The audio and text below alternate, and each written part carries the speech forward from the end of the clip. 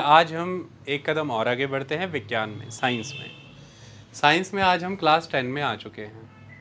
Class 10th का science की किताब एनसीईआरटी के मुताबिक ये चैप्टर 10 है, लाइट रिफ्लेक्शन एंड रिफ्रैक्शन। आज के चैप्टर में मुख्यतः हम रिफ्लेक्शन और रिफ्रैक्शन को पढ़ेंगे, लेकिन चैप्टर की शुरुआत में एक बॉक्स है और वहाँ पे जिक्र डिफ्रैक्शन का भी है। हम थोड़ा डिफ्रैक्शन के बारे में भी समझेंगे। हायर क्लासेस में ऐसा बताया जाता है ये ज़्यादा आएगा, आपको उसकी उतनी नीड भी नहीं। हम रिफ्लेक्शन रिफ्रैक्शन के माध्यम से आगे बढ़ेंगे।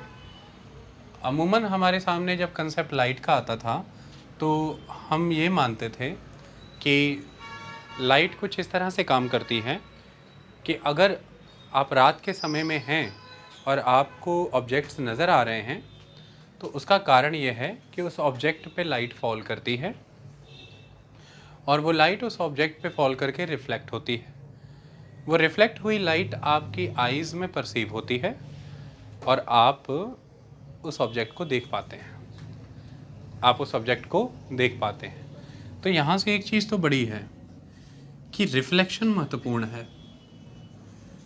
अगर मैं रात के समय में लाइट को बंद कर दूं तो आपको कुछ दिखेगा नहीं, और फिर लाइट ऑन कर दूं तो आपको सब दिखेगा।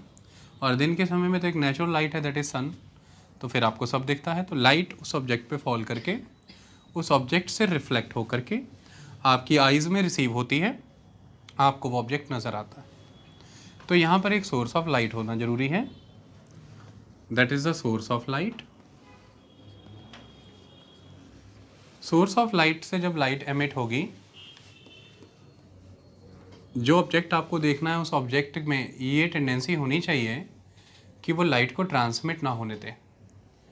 अगर वो लाइट को अपने अंदर से ट्रांसमिट होने देगा तो आप एक्चुअली में उस ऑब्जेक्ट को नहीं देख पाएंगी, उस ऑब्जेक्ट के आर पार देख पाएंगी। आई बात समझ में? आप उस ऑब्जेक्ट के आर पार देख पाएंगे। जैसे अमूमन आपकी गाड़ी के शीशे, आपकी कार के आगे जो विंडशील्ड लगा रहता है, लाइट उस पर गिर के रिफ्लेक्ट होने के बजाय उसमें से आगे निकल जाती है, और इसी की वजह से आपको शीशा ना दिख करके शीशे के आगे की चीज़ें दिखती हैं जो बाहर है सब कुछ, क्योंकि वो ट्रांसमिट कर गई लाइट, रिफ्लेक्ट नहीं हुई, इसलिए आपको वो ऑब्जेक्ट नहीं दिखा। कई बार हमें अचानक अंदाज़ा नहीं लगता, किसी मॉल में या किसी जगह पे शीशा इतना साफ़ किया होता है कि हम उससे टकरा भी जाते हैं, क्योंकि हमें वो नज़र ही नहीं आया, वो ऑब्जेक्ट हमें नज़र ही नहीं आया।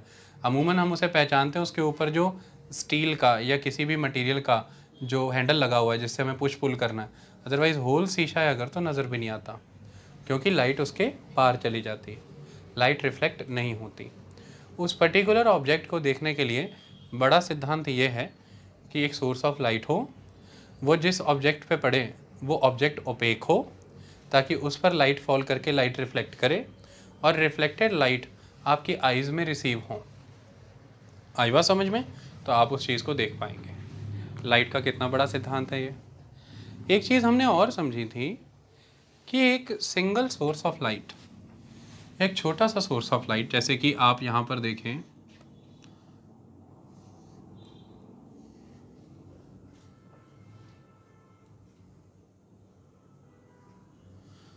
ये वैसे मैंने अपनी तरफ से तो दिया बना है आजकल ऐसे आते हैं दिवाली पे, ज़रूरी नहीं होता कि जैसे तुम सोचते हो वही दिए हैं। अच्छा चलो दिया है, ये जोत है दिए की, ओके। ये बड़ी चीज़ है, ये जो मैंने किया ना अब, ये है बड़ी चीज़, रेडिएशन ऑफ द लाइट। क्या है ये? रेडिएशन। सोर्स ऑफ लाइट से हर डायरेक्शन में लाइट रेडिएट करती है। सोर्स ऑफ लाइट से हर डायरेक्शन में लाइट क्या करती है? रेडिएट करती है। ये इंपॉर्टेंट था। एक छोटा सा सोर्स ऑफ लाइट है, source of light is very very small, लेकिन ये सोर्स ऑफ लाइट भी कितनी बड़ी बड़ी शेडोज देने के लिए रिस्पॉन्सिबल है। छोटा सा सोर्स ऑफ लाइट भी कितनी बड़ी शेडो दे देगा, मानते हैं इस बात को? ये कैसे पता चला आपको?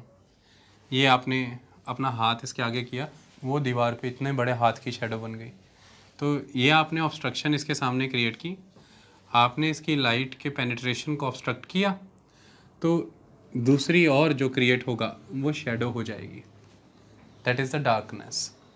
आई बात समझ में?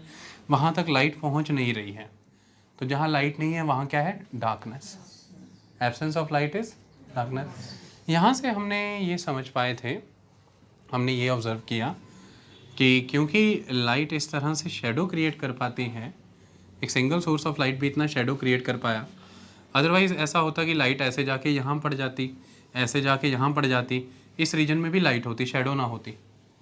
तो हमने यहाँ से ये पता किया कि नहीं, ऐसा नहीं होता है, लाइट स्ट्रेट लाइन में मूव करती है,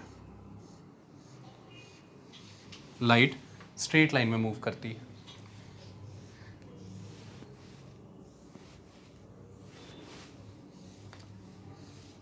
लाइट ऐसे नहीं मूव कर रही, ऐसा हमने माना। इसकी वजह से हमने क्या माना कि ये शेडो है, एटलीस्ट ये तो शेडो एक क्रिएट कर दी हमने। शेडो का सिद्धांत हमें बताता था कि लाइट स्ट्रेट लाइन में है, सीधे रूप में सोर्स ऑफ लाइट से लाइट आगे बढ़ती है और स्ट्रेट लाइन में प्रोसेस करती है, प्रोग्रेस करती है, इसे हम रे ऑफ लाइट कहते हैं। तो हमने कौन सा कंसेप्ट सीखा, रे ऑफ लाइट। याद होगा आपको, छोटी क्लासेस में एक्सपेरिमेंट भी होते थे, मैंने भी करके बताया था। एक कैंडल जगाएं, 4 शीट्स लें, 4 शीट्स में होल कर लें, और एक के बाद दूसरी, दूसरी के बाद तीसरी, तीसरी के बाद चौथी शीट अलाइन कर लें। जब तक सारे होल अलाइनमेंट में ना आ जाएं, तब दिए के साथ, तब कैंडल के साथ, तब तक आपको कैंडल की फ्लेम नहीं दिखती थी। इसका मतलब कि लाइट स्ट्रेट लाइन में ट्रैवल करती है। आई बात समझ में, प्रोग्रेस करती है। शैडो के सिद्धांत से, इस सिद्धांत से हमने ये सीखा। लेकिन चीज़ें पूरी तरह से ऐसी ही नहीं होती हैं, चीज़ें इससे अलग भी होती हैं। ओके, चीज़ें इससे अलग भी होती हैं, वो हमने समय के साथ सीखा। कैसे सीखा, चलिए बताते हैं। हमने देखा कि एक रे के रूप में तो लाइट चलती है, स्ट्रेट लाइन में प्रोग्रेस करती है, लेकिन लाइट वेव की फॉर्म में भी चलती है। अमूमन ज़िंदगी के जो सिद्धांत हैं आपके आसपास घटित होने वाले, मेजर ऑफ द कॉमन फेनोमेनास, वो लाइट के स्ट्रेट पाथ प्रोपगेशन के कंसेप्ट से सॉल्व हो जाते हैं, और ये भी महत्वपूर्ण है। लेकिन फिर हमने देखा कि लाइट वेव की फॉर्म में है। जैसे मैं आपको बताता हूँ,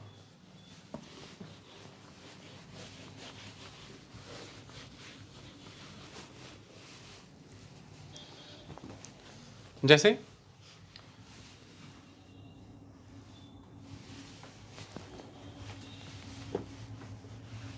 सपोज कीजिए कि ये एक शीट है, this is the sheet. Suppose कीजिए कि ये एक ऑब्स्ट्रक्शन है, दिस इज द ऑब्स्ट्रक्शन।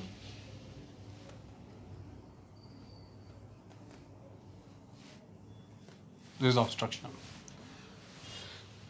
तो ये एक लंबे से कर्टेन में ये एक स्लिट है ना, इट इज अ स्लिट ना। अब एक्चुअल में क्या होगा, सपोज कीजिए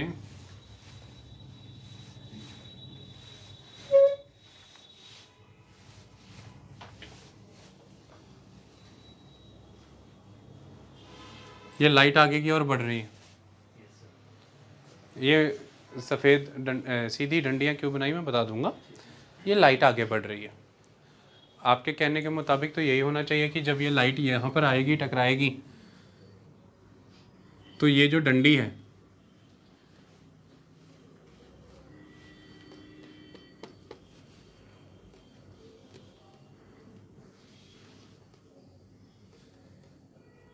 इतनी के आगे जानी चाहिए, बाकी तो यहाँ अटक जाएंगी ना।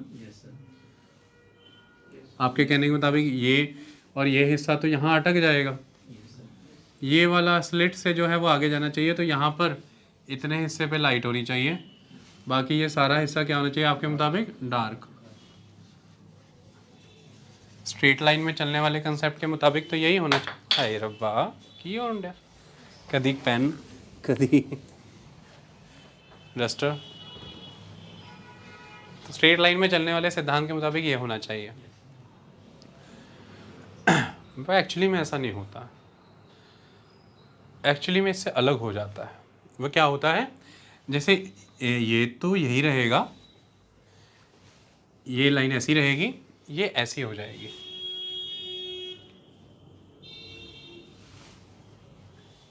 ठीक है,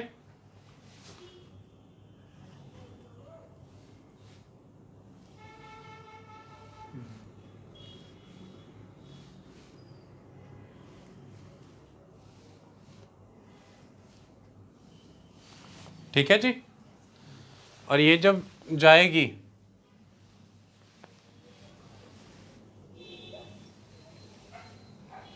तो इतना ही नहीं हो सकता इतना एरिया इल्यूमिनेटेड हो जाए, हो सकता है इतना एरिया इल्यूमिनेटेड हो जाए, होना तो इतना सा चाहिए था पर हो इतना गया, है कि नहीं।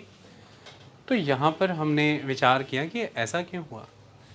स्ट्रेट लाइन में अगर प्रोपगेट करती थी तो सिर्फ इतना सा इलाका ही इल्यूमिनेट होना चाहिए था, शायद कोई और चीज़ें भी काम करती हैं, शायद वेव के प्रोपगेशन के पैटर्न में कोई डिफरेंस है। वो डिफरेंस क्या है? तो हमने ऐसा ऑब्ज़र्व किया कि वो डिफरेंस ये है कि वेव जो लाइट है वो वेव की फॉर्म में प्रोपगेट करती होगी। लाइट किसकी फॉर्म में प्रोपगेट करती होगी? वेव की फॉर्म में। जब लाइट वेव की फॉर्म में प्रोपगेट करती है तो ये पैटर्न क्रिएट होता है, तो ये पैटर्न क्रिएट होता है। एक्चुअली में ये जो मैंने ये एक्सटेंडेड रीजन बनाए ना, ये कुछ किसी प्रोसेस का अधूरापन है। ये किसी प्रोसेस का क्या है? अधूरापन। अधूरा है इसलिए ऐसा है, पूरा हो जाता तो ऐसा होता, उसके ऊपर भी होता, उसके ऊपर भी होता, ऊपर भी होता, तो शायद कुछ ऐसा होता, पूरा होता तो ऐसा होता। इन लाइंस को डिलीट कर दूं?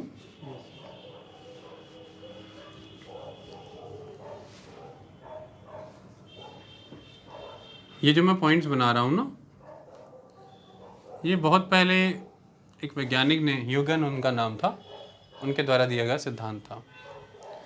अब ये जो मैंने पॉइंट बनाया, सपोज कीजिए इस पॉइंट, ये सर्कल मैंने बनाया, ये सर्कल बनाया,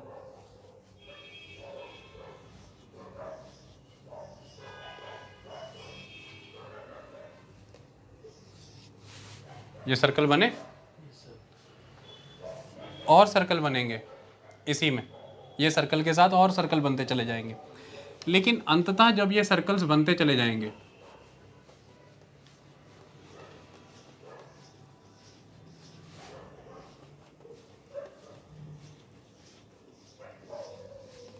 तो आपके सामने जो अनुरीत बता रही थी, जब ये सर्कल्स बन जाएंगे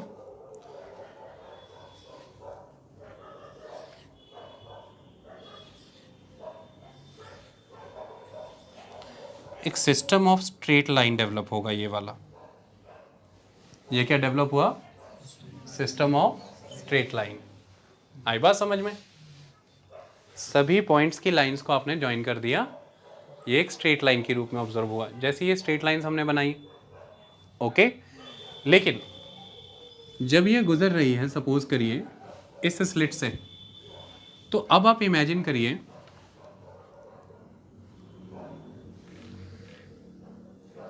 कि इतना हिस्सा तो सीधा गुजर गया, लेकिन ये जो रीजन है, ये रीजन यहाँ पर अपर एंड और लोअर एंड आ गया स्लिट का, और इसकी वजह से ये कंप्लीट नहीं हो पाया, ये इनकम्प्लीट रह गया और ये इनकम्प्लीट रह गया। आई बात समझ में? तो ये आगे कैसे गया? ये आई बात समझ में? ये कंप्लीट नहीं हो पाया। क्या मतलब है इसका? देखिए, ह्यूगन ये कहते थे कि कोई भी जो लाइट का जो भी पाथ आप पकड़ेंगे, जो भी रे ऑफ लाइट आपने ली, जैसे कि मैं इसकी बात करता हूँ, उसका हर पॉइंट सोर्स ऑफ लाइट कहलाता है। उसका हर point is a source of light, उसको आगे ले जाने के लिए जिम्मेदार है। आई बात समझ में? तो लाइट इस तरह से पॉइंट सिस्टम में आगे मूव करती है, यानी कि जहाँ पर भी मैं इस एक लाइन को अज्यूम करता हूँ, इस पर मैंने तो थोड़े से पॉइंट बनाए थे, लेकिन every point in this on this line is a kind of source of new line, is a kind of source of new line. जैसे कि मैंने यहाँ पर ये बना करके इसके आगे नहीं किया, मैंने नीचे कर दिया, हमने एक नई लाइन क्रिएट कर दी ना, हमने एक नई लाइन क्रिएट कर दी ना। इसी तरह से इस पर भी पॉइंट्स जो हैं, फिर इस पर भी इसी मैनर में सर्कल्स बनेंगे, तो उसके आगे एक लाइन क्रिएट हो जाएगी, फिर उस पर भी सर्कल्स क्रिएट होंगे तो एक आगे लाइन बन जाएगी। तो हर लाइन पर जब मैं पॉइंट बना रहा हूँ, वो in itself is a source of light है। आई बात समझ में? सर्कल क्यों बनाया मैंने, क्या कारण था? एवरी पॉइंट, हर पॉइंट पे अगर आप नोटिस करें, हर डायरेक्शन में लाइट रेडिएट होगी ना।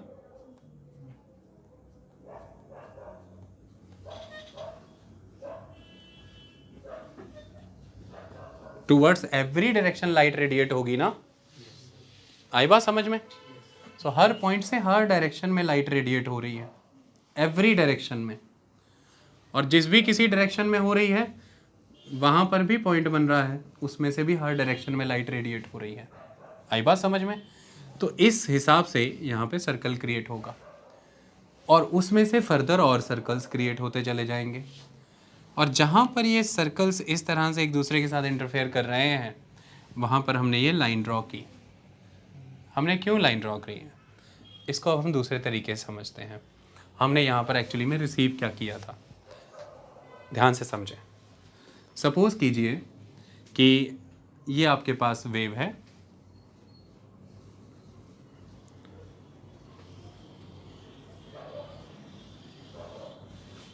डन है।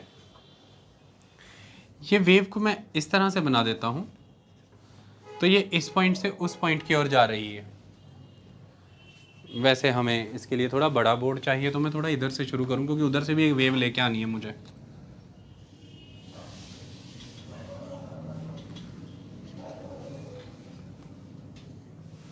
डन है जी। अब इमेजिन करिए इधर से भी एक वेव इधर को आ रही है। इमेजिन करिए इधर से भी एक वेव इधर को आ रही है। डन। कैसे है ये कहानी को समझिए।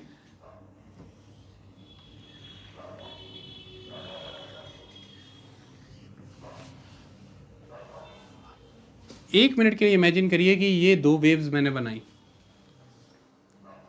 अब जब मैं इन दो वेव्स को ओवरलैप कराता हूं, तो आपके सामने रिजल्टेंट क्या निकल के आता है? रिजल्टेंट किसका? एम्पलीट्यूड का। Resultant of amplitude. एक वेव का क्रेस्ट होता है, एक वेव का ट्रफ होता है। आई बात समझ में? इमेजिन करिए कि एक वेव में हाई एनर्जी रीजन है, एक लो एनर्जी रीजन है। ओके। अब इस हिसाब से अगर हम देखें, तो यहां पर अगर हम नोटिस करें, तो this one and this one, this one and this one,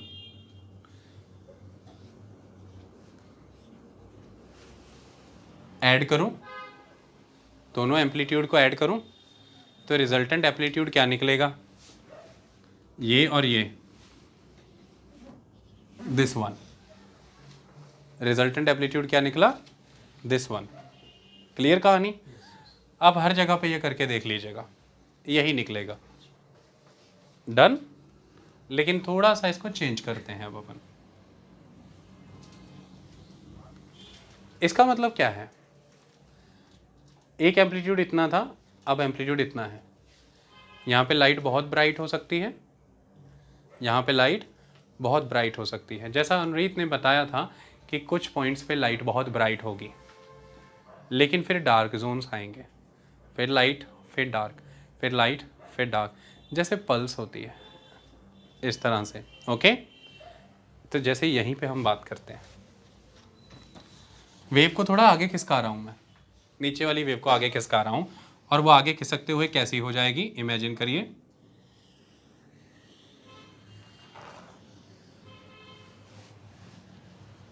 ठीक है, वेव आगे खिसक गई। अब वेव के आगे खिसकने से क्या होगा, ध्यान से समझे। Addition of the amplitudes. To achieve the resultant amplitude we need to add the amplitudes. Amplitude of the first wave,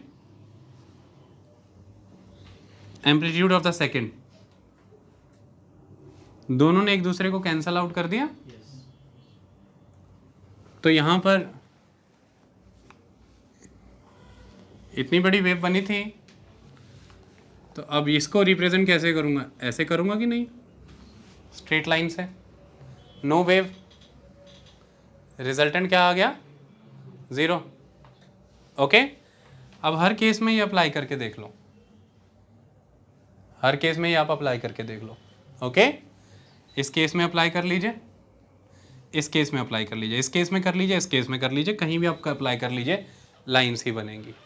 okay, यानी कि जो पहला केस मैंने आपको बताया था, उस केस में हमने क्या नोटिस किया कि मैंने 2 वेव्स ऑफ लाइट ले ली यहाँ पर, और दोनों वेव्स ऑफ लाइट को जब मैंने यहाँ पे नोटिस किया तो मैंने क्या नोटिस किया कि they are interfering with each other, they are interfering with each other. जैसे कि मैंने ये सर्कल बनाए, एक्चुअली में दे आर इंटरफेयरिंग ना। जब मैंने इंटरफेरेंस की बात की तो इंटरफेरेंसेज आर ऑफ 2 टाइप्स। जब हमने पहले केस में देखा था तो ये ऑब्जर्व हुआ, it is the constructive interference, it is the constructive interference. But दूसरे केस में कैंसल आउट हो गए दोनों एम्पलीट्यूड ऐड करने पे, it is the destructive interference. तो constructive interference and destructive interferences, so 2 type of interferences are there। क्यों कहना पड़ा मुझे ये, मैं आपको उदाहरण के रूप में समझाता हूँ, मैं आपको बताता हूँ, ध्यान से समझिए।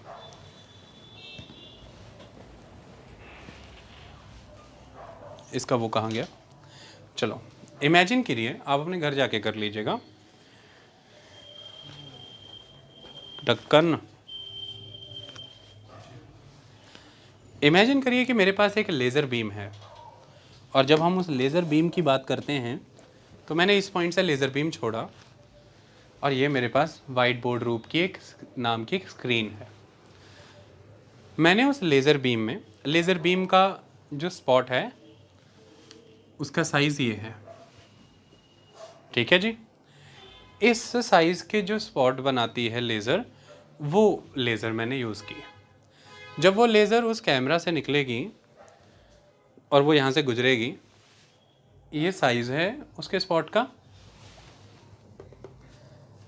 मार्कर रखा मैंने ऊपर, दिख रहा है आपको?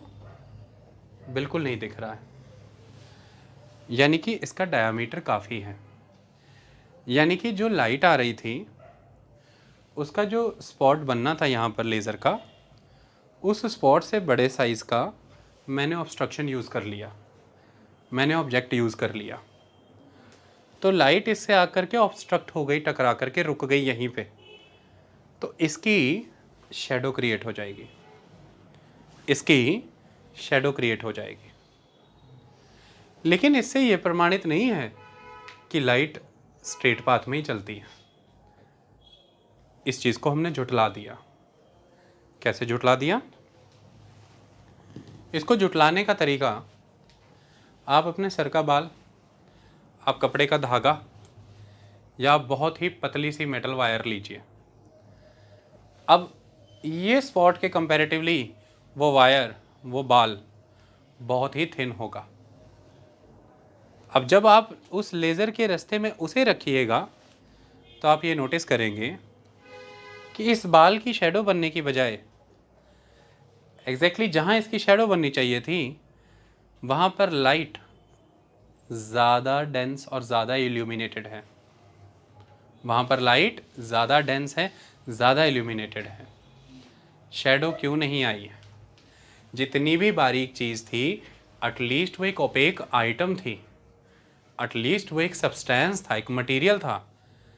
अगर वो लाइट एक्चुअली में स्ट्रेट पाथ में जाती है तो ठीक है, मैंने 1 2 3 4 5 6 7 8 9, ठीक है, पहले मैंने इतनी मोटी चीज़ रखी है तो ठीक है, ये 2 लाइट्स मुझे यहाँ रिसीव नहीं हुई, बाकी रिसीव हो गई, शैडो आ गया। तो अब मैंने इतनी पतली सी चीज़ रखी है, इतनी का लाइट तो यहाँ भी ऑब्स्ट्रक्ट होनी चाहिए थी ना, आसपास की सारी लाइट रिसीव होनी चाहिए थी, बट ऐसा नहीं हुआ, इसका उलट हो गया। इनफैक्ट यहाँ पर सबसे ज़्यादा ब्राइट लाइट रिसीव हो गई मुझे, यहाँ पर लाइट क्या रिसीव हो गई? सबसे ज़्यादा ब्राइट। तो यहाँ पर फिर टेंशन आ गई कि ये लाइट प्रोपगेट कैसे करती है। तो फिर पाया गया कि लाइट के रास्ते में ये ऑब्स्ट्रक्शन थी। तो ऐसा है कि लाइट सीधे जाती तो पतला सा बाल था तो उससे टकरा करके कुछ लाइट तो वापस आती, बाकी आगे चली जाती। लेकिन ऐसा है कि बाल बहुत पतला है, लाइट कैसे चल रही है? वेव। लाइट वेव की फॉर्म में चल रही है लाइट। तो आप जितनी भी वेव है आप नोटिस करें,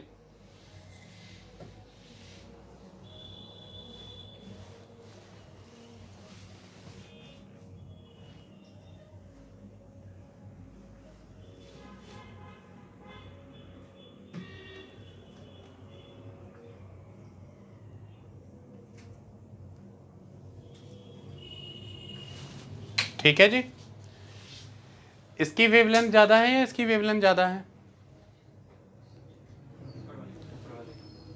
the distance between the two crest और the distance between the two trough, it is the wavelength. ठीक है जी, तो ये है इसकी वेवलेंथ, ये है इसकी वेवलेंथ। इस वेवलेंथ से अगर लाइट ट्रेवल कर रही होती, थोड़ी देर के लिए इमेजिन करें, और मैंने ये चीज़ ऑब्स्ट्रक्शन के लिए रखी, ये भी पूर्णतः मुकम्मल ना हो पाती। लाइट आती, गुजर जाती, शायद इस वेवलेंथ के लिए ये मुकम्मल हो पाता।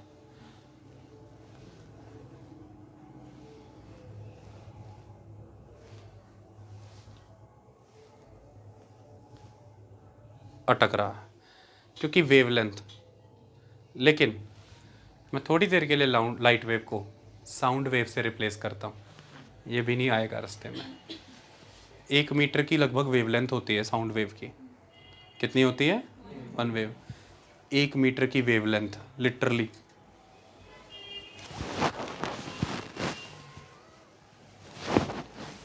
कर पाया कुछ?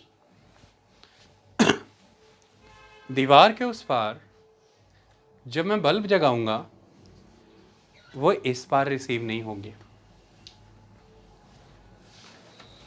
सारे दरवाजे खिड़कियां बंद हैं, साउंड आ रहा है कि नहीं इस समय बाहर डीजे का, कमरे के अंदर?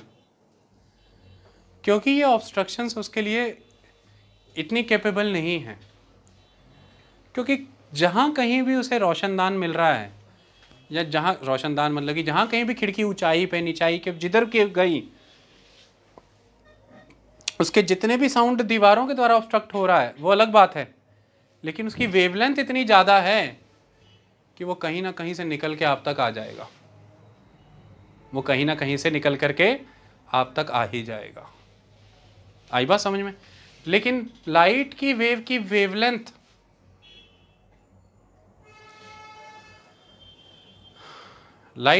की वेवलेंथ को रोकना है, अगर लाइट को रोकना है अगर, तो किसी पार्टिकल का साइज कितना होना चाहिए?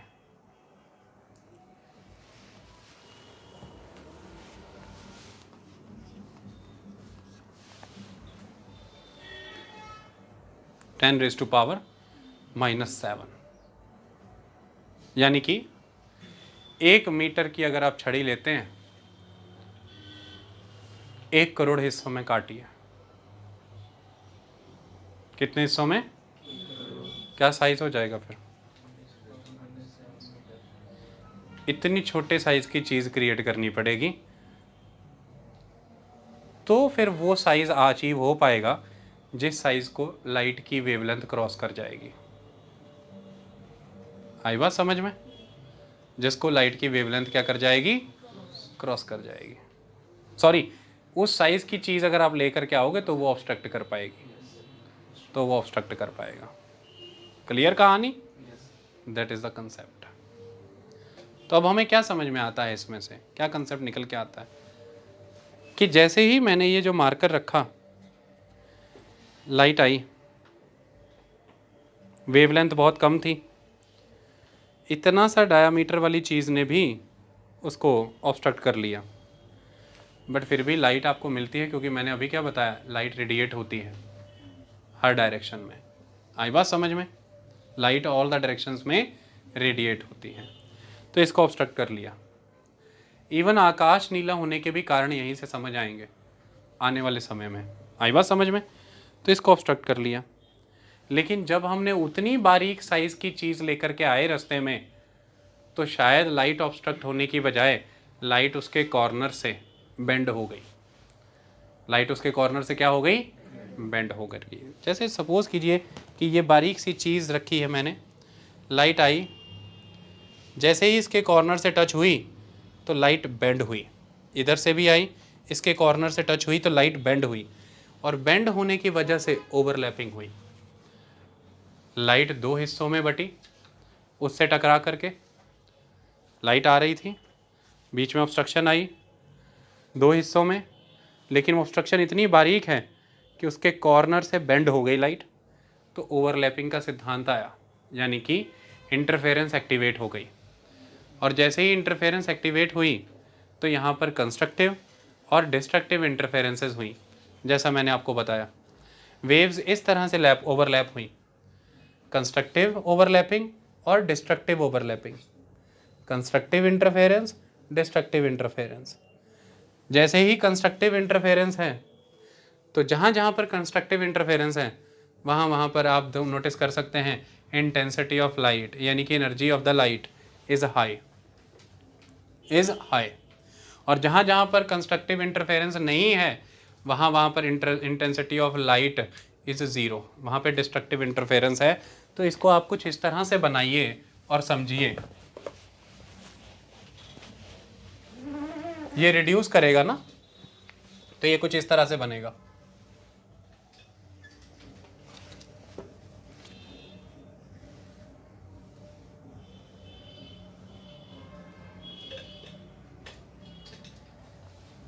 सेम इस तरफ भी यही चीज क्रिएट होगी।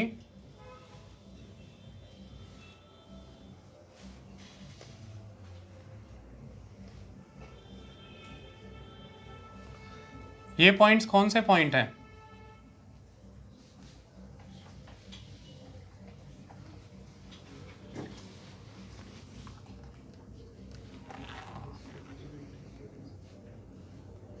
ये वो पॉइंट्स हैं जो डिस्ट्रक्टिव इंटरफेरेंस के पॉइंट्स थे, स्ट्रेट लाइंस। तो यहाँ पर लाइट नहीं है, तो यहाँ पर लाइट, इस रीजन में लाइट सबसे ज़्यादा होगी, तो यहाँ पर बीम ऑफ लाइट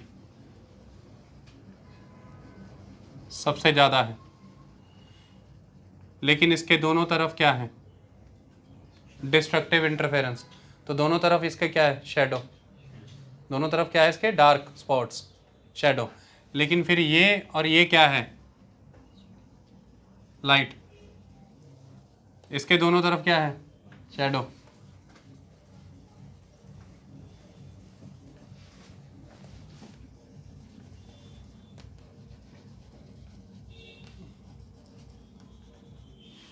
तो अब आप जब जा करके देखेंगे तो आप देखेंगे इस तरह का सिस्टम क्रिएट हो जाएगा।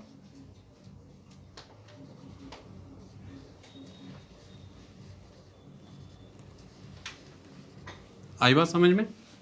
ये क्रिएट हुआ आपके सामने, तो इस तरह का पैटर्न क्रिएट होता है। इससे हम ये मान पाए कि जो लाइट की वेवलेंथ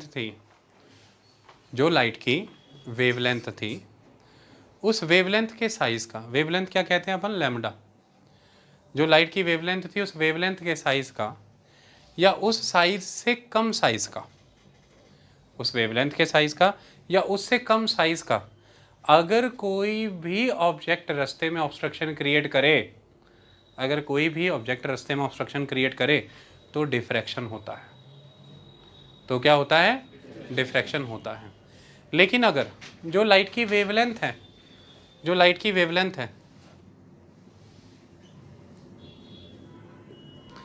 उस वेवलेंथ से बड़े डायामीटर का, उस वेवलेंथ से बड़े साइज़ का कोई ऑब्जेक्ट अगर ऑब्स्ट्रक्शन क्रिएट करेगा तो लाइट क्या हो जाएगी? रिफ्लेक्ट। लाइट क्या हो जाएगी? रिफ्लेक्ट।